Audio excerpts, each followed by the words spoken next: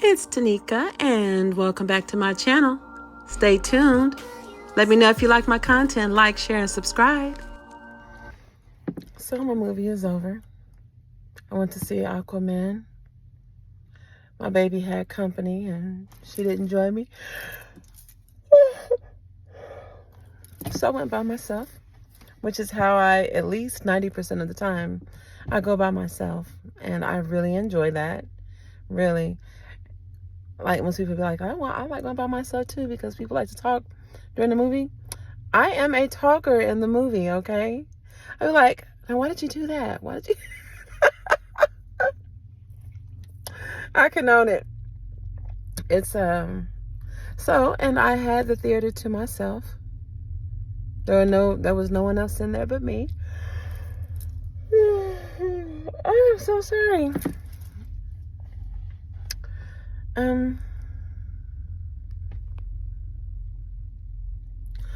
And I'm sleepy yet again.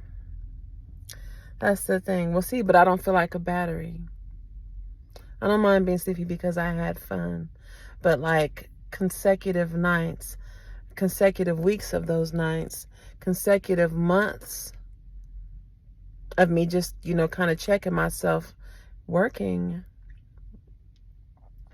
like I've been working with no true break, or when I should be breaking and completely being selfish with my time, I find things to fill it and things to do for other people. And truly those things need to be done. Like I have an uncle that tomorrow morning I'm going to make it a priority to contact him, since I'm off again from my day job. So I have those 2 or 3 days throughout the week here and there that I can be of use to people who need that time. They need my resources, or they need me just to be a vehicle to take them to their resources. I'm honored to help, especially our elders, especially them. I gave him such a hard time when we were younger. Just, I loved his energy. And when I'm looking back, it was like, what was it? Because it's not like he's crazy, right? Whatever that even means. But he was supposed to be watching us when we were younger. And so the thing is that we couldn't go outside. My parents were so, oh my gosh, they were so protective. I don't like to even think overprotective. Actually, it'd be very fitting, but I don't want to make it seem like they were worried unnecessarily, because they did have every reason to be worried. It's a lot of bad things out there. Bad people, entities, organizations that snatch children up. So, but anyway, the rule is that we couldn't go outside. And this uncle, he had to keep an eye on me and my 2 younger sisters. And we really were good kids. I can put myself in the category with them, even though I see them, I used to and still do see them as just they're better than me. They're better, higher functioning, higher vibrating people than me. There are many reasons that I think that, and I'm happy with that, because I don't mind. I'm that one. That makes me a much more fierce protector. My heart is not, it's soft just like theirs, but not just like theirs, if you know what I mean. And so, but anyway, why was I saying that? That uncle, he had to keep an eye on all 3 of us, and I was so sneaky like Bugs Bunny. I used to love getting out of his sight. Like, I would go to the door and just stand in it so he couldn't really say anything, like I'm not really doing anything wrong. And then like when he would get really into his shows, and I'm talking, he is just like sitting on the floor watching his show up against the couch, minding his business, then I would just step out the door, and usually like right on the other side of it where he couldn't see me. I'm not going anywhere. I just wanted to be outside. There used to be so many cute little roly-polies on the floor of the porch. I just love being out there. I didn't want to stay in the house. I didn't want to go outside and play with anyone. Because, like, me and my sisters, man, we were the dream team. We were fine playing with each other. All the shit we used to play. Pity Patty. Mama taught us how to play Goldfish, Backgammon, or AC Doocy. You know what I'm saying? I mean, we were really, really good kids. And then when they came out with the Nintendo, it was done. It was done. So my favorite games, I'm going to go back. Well, we had the Atari also. So let me see. Definitely pole position on the Atari. Joust. And there was this chopper game I used to love. Why is my hand shaking? Because I was telling you earlier, like, if I get too excited, it's too high or too low. If I get too happy, like, I can get happy, but like, that was really filling up my heart, what I was talking about just now. So my hand started to shake.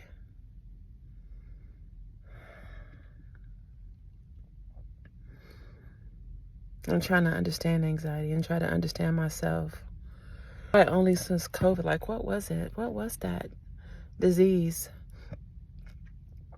Because on my certificate, maybe it's because I was one of the first patients, I don't know, diagnosed here when the city that I live in opened up the clinic at the hospital that I chose to go to. My certificate says disease. This is not coronavirus. Mine says disease. So maybe this is a part of the indicator of that. Because I'm telling you, like, if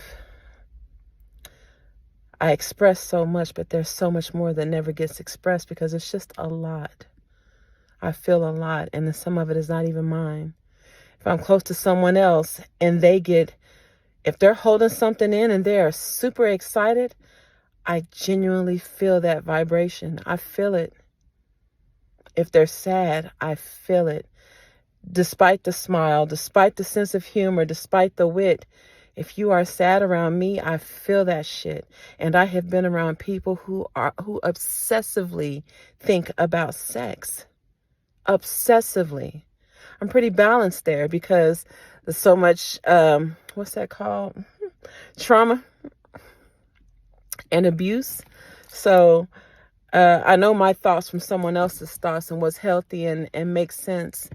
That is me. That when I'm around someone who, excuse me, maybe has an insatiable appetite.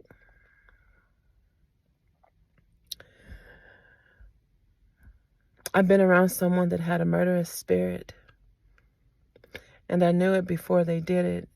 And then I talked to a sister.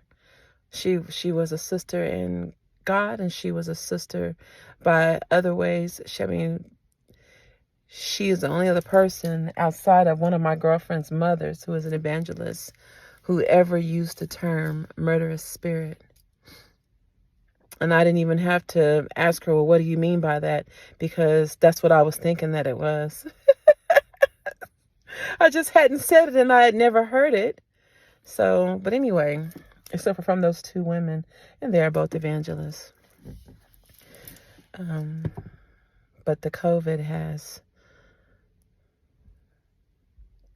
what's left of me, what I've morphed into since. Maybe it's not that I've morphed into it. Maybe it's just that I'm seeing myself more and seeing. It's like some layers of my veil have been pulled back or stretched out. So maybe I am actually seeing and feeling things more clearly. I don't know.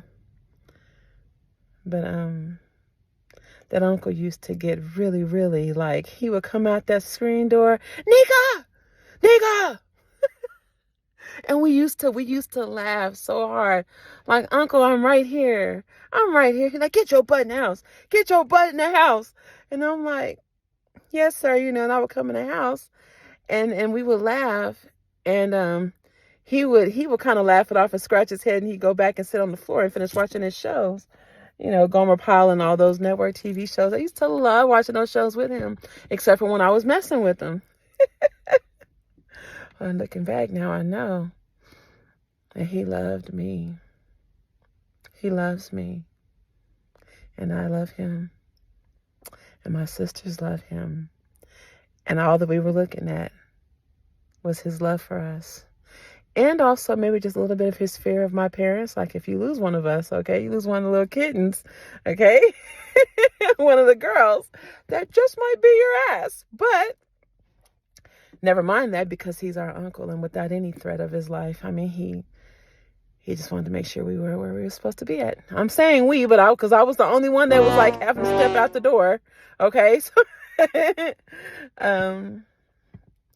but he needs my help now. I got you. So I'll pay him a visit tomorrow.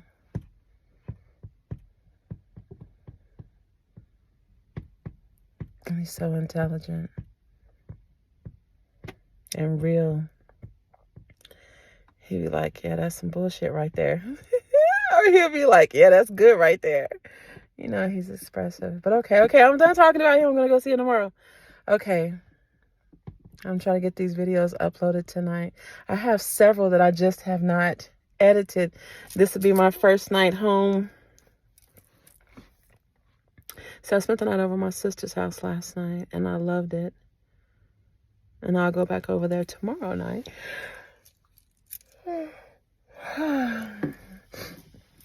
But tonight I am home, where I will be editing and cleaning. More than likely I'll be editing, because by the time I'm finished cleaning, editing, then I don't know about the rest. Oh my God. Oh my God. What should I do?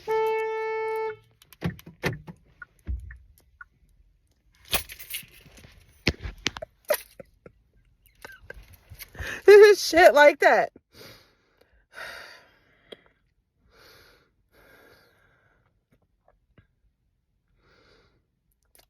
I forgot that I hit the little button here, my key fob on my key ring, to lock me in the car, so the lights would go off. And I just opened the door, hoping I could see the clock so I could tell you guys, yeah, because it's like, I know it's after 10 o'clock. I don't think it's 11 yet, but I forgot that I locked that door and locked myself up in here, right? And now my neighbors are like, I hate when that heifer come up here. I've been listening to this Egyptian belly dance music. There are like a couple of pieces in there. There are some that have mantras in it, and I enjoy listening to it, and the frequency tuning and chakra tuning. And like when I'm really having a day like today, if I hadn't gone to the movies, I probably would have driven through some of the places that I love to see the most, but these places don't like to see people like me in them. And so I will obnoxiously drive through those places listening to classical music. Our 20s, 30s ragtime. Very loud, like it has zero bass.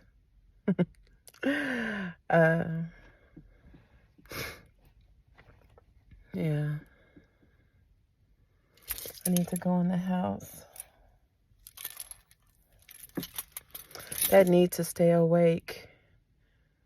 I be fighting my sleep like a baby. I just don't want to be a battery.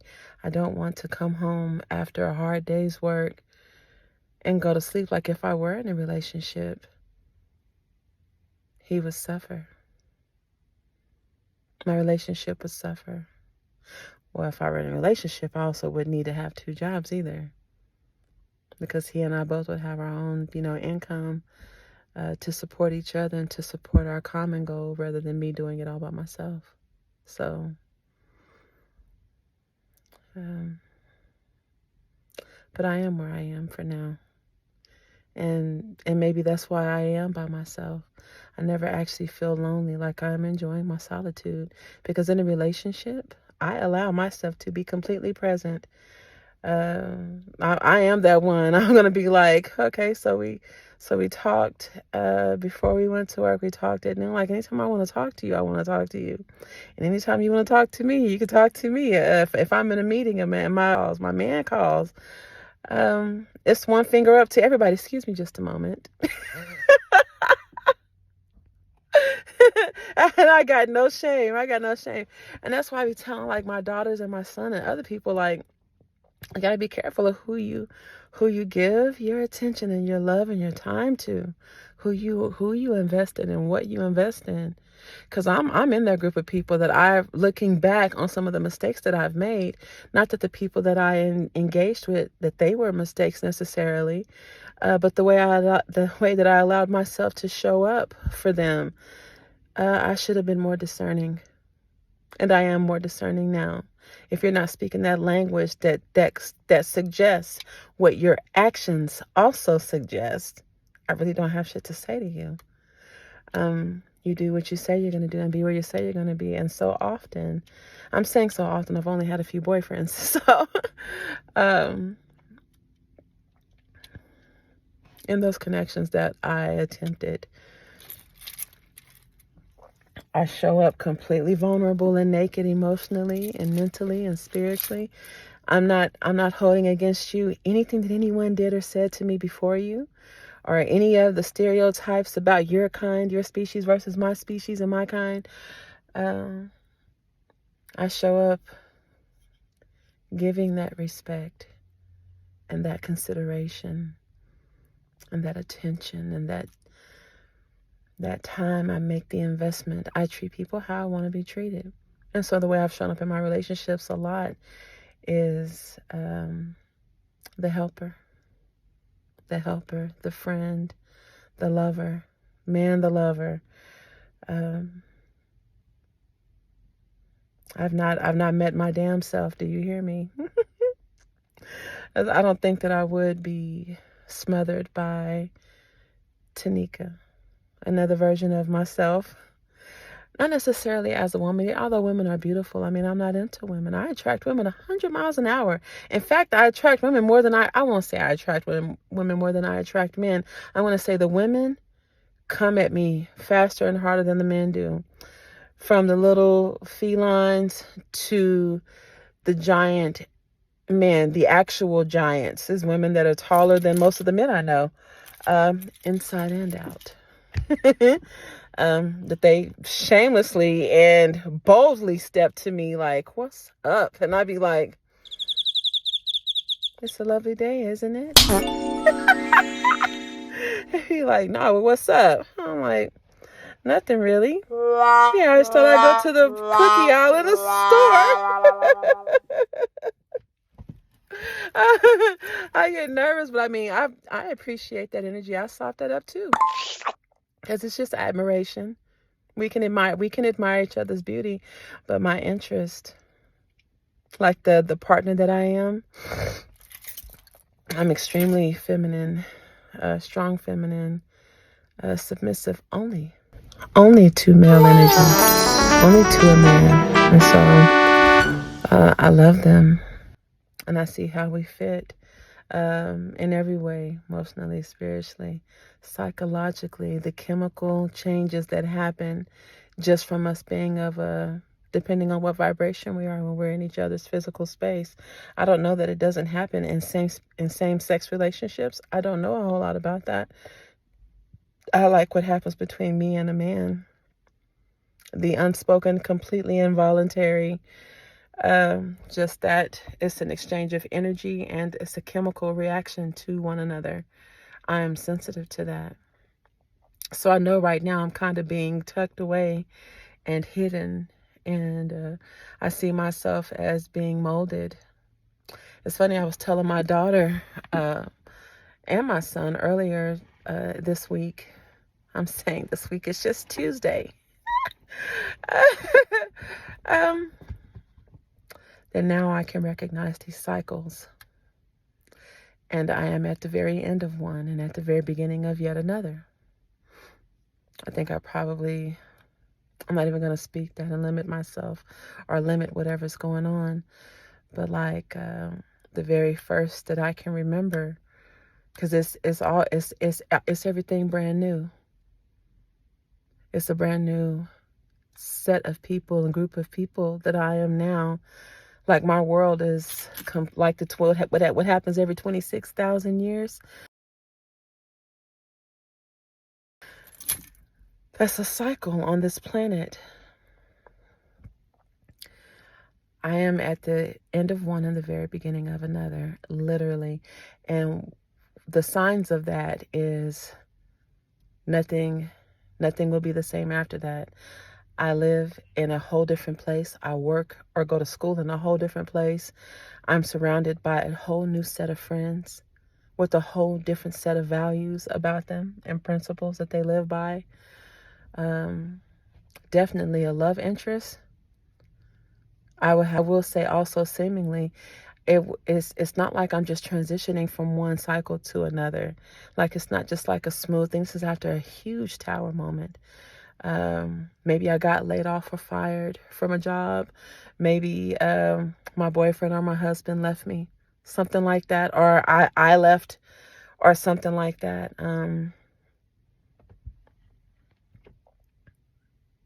Both of those things, the loss of a job or the loss of a relationship, can often inadvertently, it affects other aspects, definitely the financial part of a relationship. So I look up, and because I've lost a job, or I've lost someone who is pulling more than $50,000 and bringing that to the table in a household, then that disrupts my stability and causes me to have to recalibrate and balance myself, to shed some things and to take some new things on. That is literally where I'm at. And so while my head is down, or I'm like the goat, it's a miracle how I'm standing on this mountain, not even necessarily at the top of it. I'm pretty damn high, but I'm scaling the mountain as a goat. There's shit living in the mountain. There's shit trying to crawl up the mountain and get to me. It can smell me. There's stuff flying. There are hawks and vultures flying about trying to get to me and pick the bones off my flesh. But I have brothers and sisters that I'm seeing along the way, that they're in the exact same struggle that I'm in, with the exact same goal, just surviving, climbing higher, trying to survive, trying not to be pushed down the mountain, trying not to be devoured by any of the foe along the way. And that is where I am attracting my partners at. Not after I've accomplished my goal and sitting pretty. It's always when I'm on my way up. And the individuals, the men that I come in contact with ever, it's like they know what I am as soon as they meet me. They know. I mean, despite that, it doesn't mean that they don't know, because they succumb to their temptations and they cheat. And pretty much every last one of them did cheat. The ones that try not to cheat and they think that they do this, I mean, I can't get mad at you. If you saw it coming and you knew that you were not going to be able to resist the temptation, you had an Apollonia in your life. You know what I mean? I see you. I understand. You thought that grass was greener, so you started watering that shit and you bounced. It was what it is. Okay.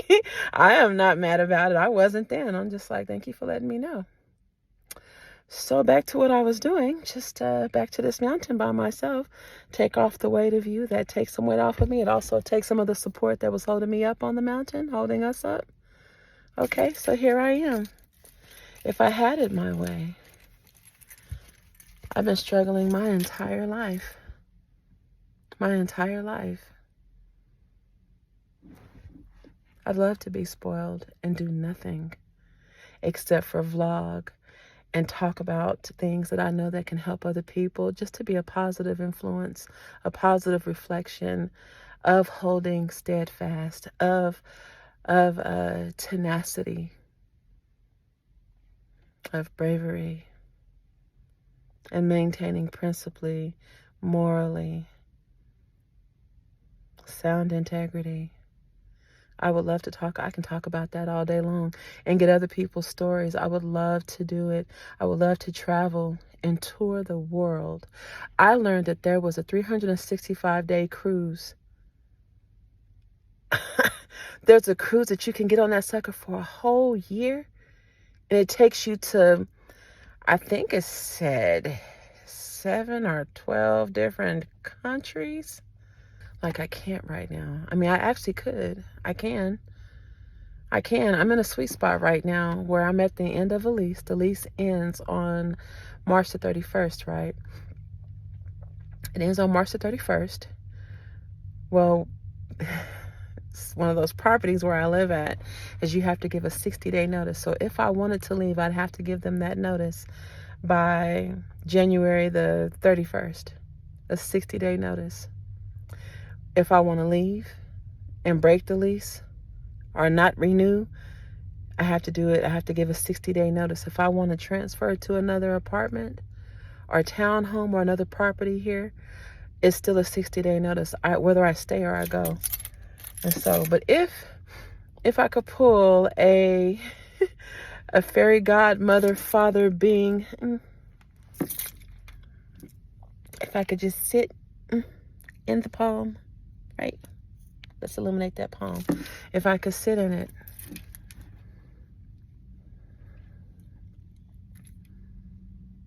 I'd get the king. I'd get the king. I'd get the free time. I'd be spoiled. I'd allow my children to stay in this apartment for another 2 to 3 months because they are the twins. They're 24. They'll be 25 here in the next couple of months. I will free them to do whatever they need to do with their lives. As a few months is plenty enough time to give to you because they haven't actually stepped out in the world themselves, and I'm not trying to force them out or to push them out. It is time though, and we have been talking about it. I always imagine like when they graduated high school, I was still married, and like I really feel like a rest in peace energy or whenever I even think about my marriage, because I really did try. I did. Not saying that he didn't, but anyway, when that didn't work out, we were booted out. He told me to leave, and so I left, and I took a contract in another state, and I had the only other person that I would have been willing to, that's a whole nother story. I probably cut that out. Just forget that whole part. You ever did something that you came from a really genuine place, but then you felt so stupid about it? Like the only thing positive and true in this whole situation may have just been how you felt, but nothing else about it was true. I mean, your actions, what you tried to do, but it's like blowing air. You're meaning to blow up a balloon, but you don't know that someone's put a hole in that balloon. It'll never become what it could have been, what it should have been. It can never happen. Anyway, were I in a relationship or married at the time that the children graduated high school, this is a time that now we're free of little kids. We don't necessarily have to stay home. We can go anywhere. And we can choose to go nowhere. We can just be home with each other, whatever we do. Like my marriage broke up right after the kids graduated. So I could have turned 18 with them, right? 18, 19 with them, and gotten into the party days, because I've only been out to the club, on the club scene 6 times in my whole life. 6 times. It's like I don't really have a lust for it. It's like 3 times I went out, or 2 or 3 times as a teenager, like 17, 16, 17 years old. Twice after I got married. And then, okay, so that's this. And then me and my sister and the women in our family. Okay, 8. I can add those last 2 times because that was all family.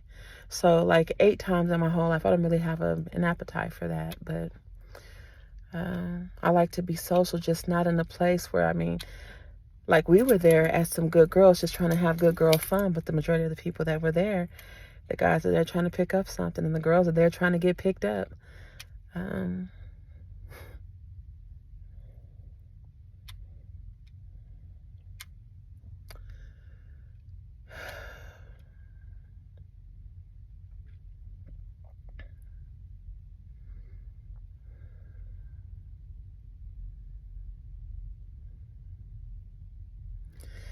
I'm just saying, I'm at the beginning of another cycle. And I am one of those people, like, if I meet someone and they present an opportunity to me, or I'm minding my business and I stumble upon an opportunity, like, I will try almost anything. My optimism has taken me a lot of great places. I've had a lot of beautiful experiences. Some that were dangerous and actually proved to be nearly fatal. Okay. I've been through some stuff, but I've also experienced some of the actual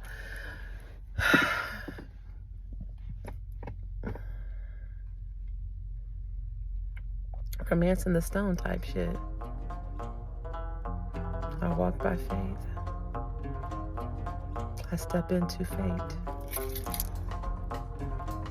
I could have an entire Meet Joe Black situation where I could meet a man we just met. And if I recognize this person as you are my life partner, you are my soulmate, I would marry him. If he asked me to marry him the same day we met, I would marry him.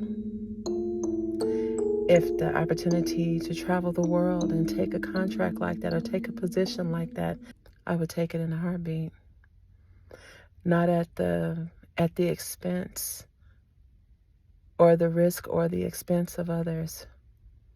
I would never. But anyway, I know something is about to happen. I have 2 part-time jobs right now. One is a part-time, I mean, it's this day and night, literally. And I get 2 days off. And I just kind of feel like I'm in a chrysalis. I've just been just studying myself and cleaning myself up, cleaning my life up. There are people who try to compete with me. I know that they're competing because they unnecessarily throw shade. And when you have to make someone else appear in a certain light to make yourself look better, like that really is not even a competition or a fight or a game at that point. That's just an attack. When someone else tries to attack my character, knowing that I've not done anything to them, from ex-friends or wannabe friends, frenemies, to family members, people who, if you ask them what our conversation sounds like, even in the midst of their toxicity, trying to trigger, I won't even say you're trying to take me out of my character, because it isn't my character to kick your fucking ass if you're picking on me. I don't feel any shame about that. Just like it's in my character to embrace you and love you and to hold you and to comfort you and to encourage you. That's in my nature also. That's my love for you, but my love for myself is fierce. It's mother fierce with no apologies. I love myself. I know what I've had to come through. I know what I've had to evolve from and understand of myself and of this world to even be here today.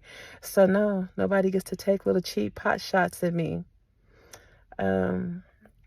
But the people here as of late that I've gotten close to, again, after so many years, would just say little shit to try to trigger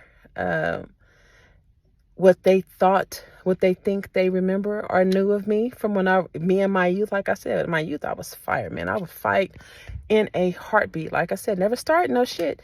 But like I just meant to defend. It's justice in the place of injustice. People whose little spirits, including my own, that have been just kind of stampeded and stomped on and trampled over, till everyone is just trying to keep their lights under a hood. There's this one young man when I was like in the 7th or 8th grade, who I met him, and he was just like, he looked Native American and black. I mean, really super red, like red clay, that Oklahoma red clay dirt, just beautiful skin. He looked like I mean, he looked Native American. He looked exactly like, anyway. Uh, um, it always had a very quiet disposition and demeanor. Not necessarily, like, quiet doesn't mean weak. Like, he had a very silent power. And I could tell in the way that people would handle him, like they saw him as a leader, even though he was quiet. Like they knew he wasn't no punk. They knew that. And I feel like I met him in the 5D. I met him like if in the Egyptian pyramids, outside those pyramids, they show the images, not the images, the depiction of the pharaoh in like 5 or 8 different sizes, and those sizes all represent the dimensions, and that they were conscious of themselves and all those other dimensions. They had connected with themselves. I don't know if it was through Akashic. I don't know how they did it, but they did. And I know I saw him higher than where we are here in the 3D. I know that, and I still see him like that. Like he is just a God to me. He's a God to me. But I see all the aspects of himself, and I saw when we were children that he clearly did not see it in himself. He could see what other people thought of him and what they potentially thought, not even what they thought, what they potentially thought, because he's always been a leader. Always. Why am I talking about him? I think it's just how I perceive. I'm just saying how I perceive people. There was a teacher that kept saving my ass. Every time a couple of other teachers would try to pick on me and start shit, he would come in like a literal guardian angel. Like basically shoe fly. Like picking them off of me like barnacles. Picking them barnacles off of me. Just dusting their asses off. Fearless. I remember that. Why am I talking about that right now? This is a conscious rant. I allow myself to kind of move around spiritually and emotionally, just in everything.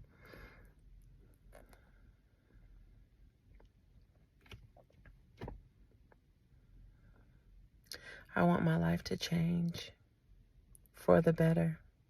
And if I really am at the beginning of a cycle, like I'm happy that I'm shedding all of what I had before.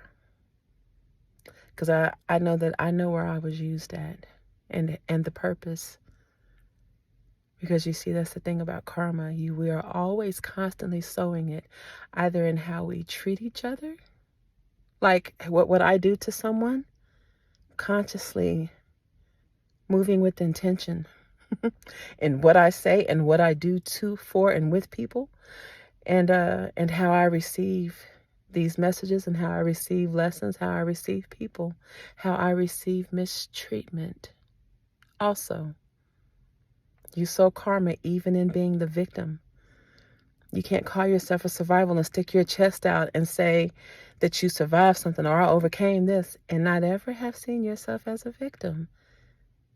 What kind of healing you got popping, or you can't be completely honest about what you are and how you got there? Because I definitely am. But how did I meet my nemesis? How did I meet my adversary?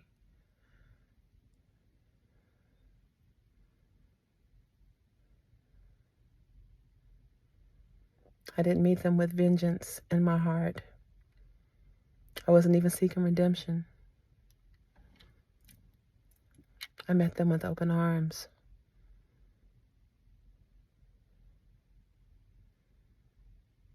I didn't go behind their backs talking about them to other people. There was this one, oh my God, okay, so not necessarily go behind her back, but like I knew that she had a friend. Like it's one thing to have a friend, but like that you call someone your best friend, and this person all of a sudden starts working with us, and you don't know that I know that that's who she is, and she all of a sudden wants me to do her hair like I'm a hairdresser and shit. So I let her come over to my house, and she only wanted to do it at my house. Did not want me to come over to her house for shit. I'm like, what the fuck you think I'm gonna do your hair at? You don't want me to come to your house because of your husband and whatever? Not your husband, but all the kids, whatever. I don't want nobody in my house, but since it's just you, I know that if you come, that I can take you, okay? I can take you out if you try to get me, okay? But allowed the sister in my house and did this is some years ago, allowed her in my house and did her hair. And she starts, I'm like, she could legit just want me to do her hair. I'll just do her hair. I'm going to see real quick by what she lets come out of her mouth and what she chooses to talk about, why she's really here, right? And so I started talking to her. Well, I was quiet out doing her hair, and she just started talking. And she kept bringing up things about work, things about the specific person that she doesn't know. I've already peeped game, already know, in my own background, little investigation. Because another sister who is super intelligent, but you're just dumb enough, right? She was just dumb enough that she asked me, are you Teneca so-and-so?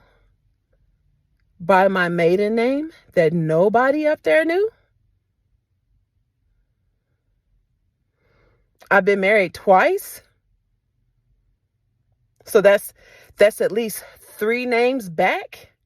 And the sister asked me.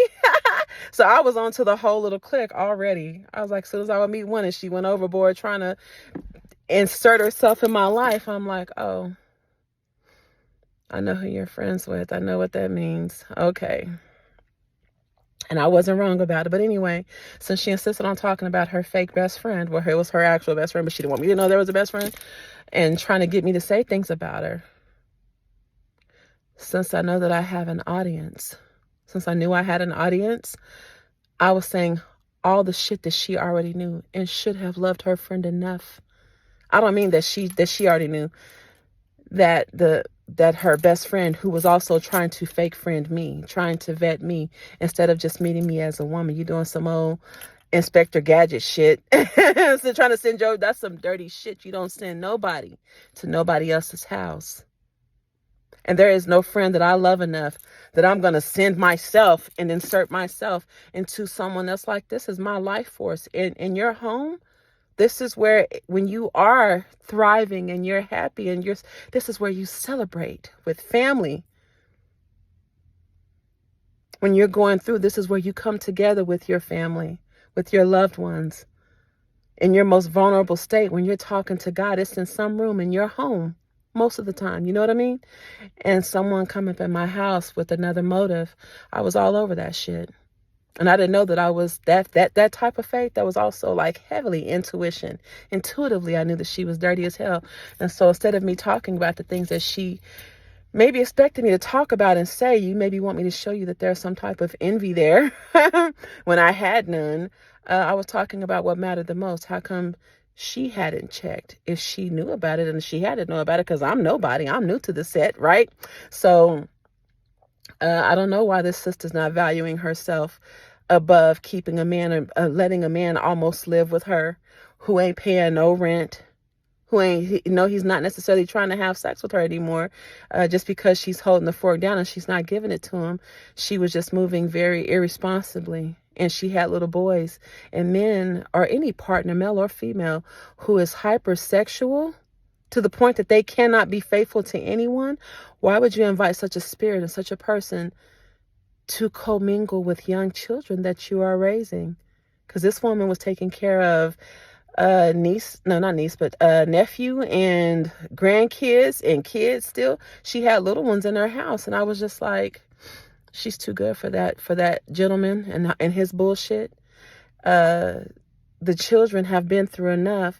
They don't have any sense of stability other than with her. I literally spoke of this woman like she was my best friend, and how disappointed in her decisions that I was, because I knew I was talking to her true best friend. Run and tell that shit. So when I say I'm not innocent, I'm not. That definitely had repercussions, because she goes back and she tells, she told me this, and this, and that's exactly what I wanted. I wanted you to confront me, but no, she tried to play God with my career instead of acknowledging the truth in what I was saying. And she could never come out and just approach me and confront me, because she would have to admit that she and her, and it's the sacrilegious ass people, child. These people that go to church and call themselves evangelists, you hear me? You would have to admit your own deception to confront me on some shit. Like I said, I'm not perfect. I'm not perfect. But I love all of what I am, all of who I am. I don't do anything to hurt anybody, and I never have. I never have. I'm witty. I'm funny. I'm serious when I need to be. I'm protective. I'm loving. I'm fun-loving. And a hopeful, hopeless, hopeful, romantic. I've not been romanced, but I'm romantic, and I like romantic shit.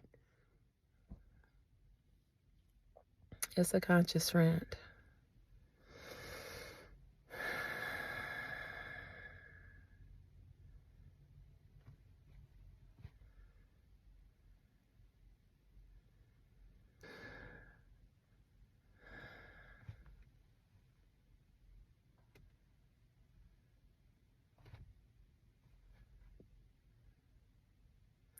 Let me go in the house, because I've been sitting in this car and it's getting colder.